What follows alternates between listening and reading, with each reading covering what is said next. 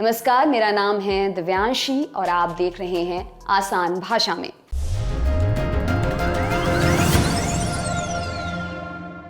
संसद में जो मॉनसून सत्र चल रहा है उसमें एक बड़ा रोचक बिल पेश हो रहा है। अब आपको अंटार्कटिका जाना है, घूमना है तो काम शायद थोड़ा आसान हो जाए। जाकर घूमिए, इग्लू में रहिए, मछली मार लीजिए। पहले विदेशों के जरिए होता था, मामला सेट हो जाए तो अब काम इंडिया से सीधे हो जाएगा। इसको लेकर जो बिल आया है उसका नाम है इंडियन अंटार्कटिक बिल 2022। इस बिल के बारे में सब कुछ जानेंगे, लेकिन सबसे पहले जानेंगे इतिहास और थोड़ा भूगोल। पृथ्वी के सबसे दक्षिण में स्थित अंटार्कटिका आज भी लोगों के लिए एक बड़ा रहस्य है। ग्लोब देखिए, नीचे की तरफ एकदम बर्फ से ढका हुआ जो हिस्सा है वो है अंटार्कटिका। दुनिया का सबसे बड़ा बर्फ भंडार, साफ पानी का दुनिया का सबसे बड़ा सोर्स, कई दुर्लभ जीव जंतुओं का घर भी है, लेकिन यहाँ इंसानों की कोई बस्तियां नहीं है। पिछले कई सालों से दुनिया भर के तमाम वैज्ञानिक यहाँ शोध कर रहे हैं, पृथ्वी की कई जटिल समस्याओं और जलवायु परिवर्तन को समझने की कोशिश कर रहे हैं। हालांकि यह क्षेत्र इंसानों के लिए महज एक प्रयोगशाला बनकर ना रह जाए, इसमें प्रकृति के इस बेशकीमती हिस्से को बचाना बेहद जरूरी है। इसलिए साल 1959 में 12 देशों ने मिलकर एक संधि पर हस्ताक्षर किया, जिसमें यह प्रावधान किया गया कि दुनिया के तमाम देश आपस में सहयोग के साथ यहाँ शांतिपूर्ण ढंग से शोध करेंगे, लेकिन यहाँ पर कोई सैन्य गतिविधियां नहीं की जाएंगी। इसे अंटार्कटिका संधि के नाम से जाना जाता है। अब तक कुल 54 देशों ने इस संधि को मंजूरी प्रदान की है, जिसमें से भारत भी एक है। इसने साल 1983 में इस संधि पर हस्ताक्षर किया था, लेकिन अब 40 सालों बाद भारत सरकार इस संबंध में एक विधेयक लेकर आई है, जिसका नाम इंडियन अंटार्कटिका बिल 2022 है।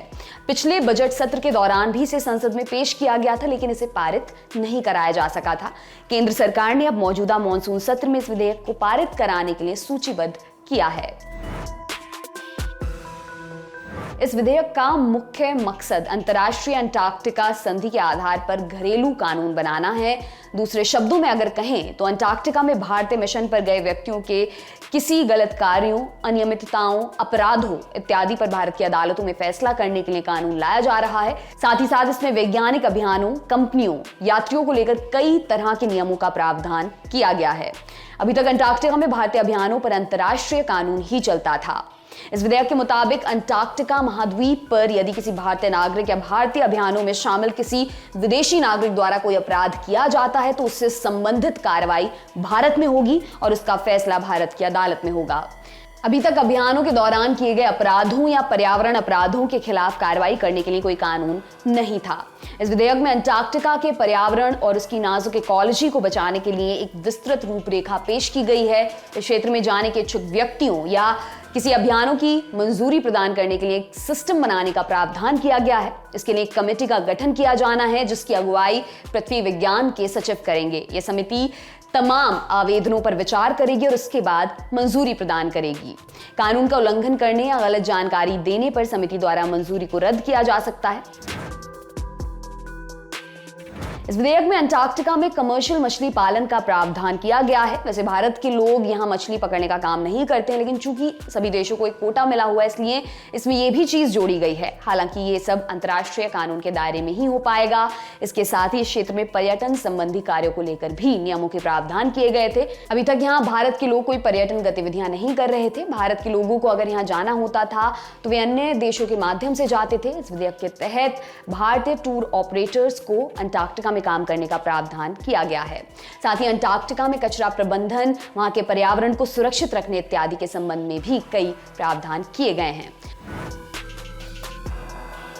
इस विधेयक के अनुसार अंटार्कटिका में खुदाई, ड्रेजिंग, उत्खनन या खनिज संसाधनों का संग्रह पूरी तरह से प्रतिबंधित होगा।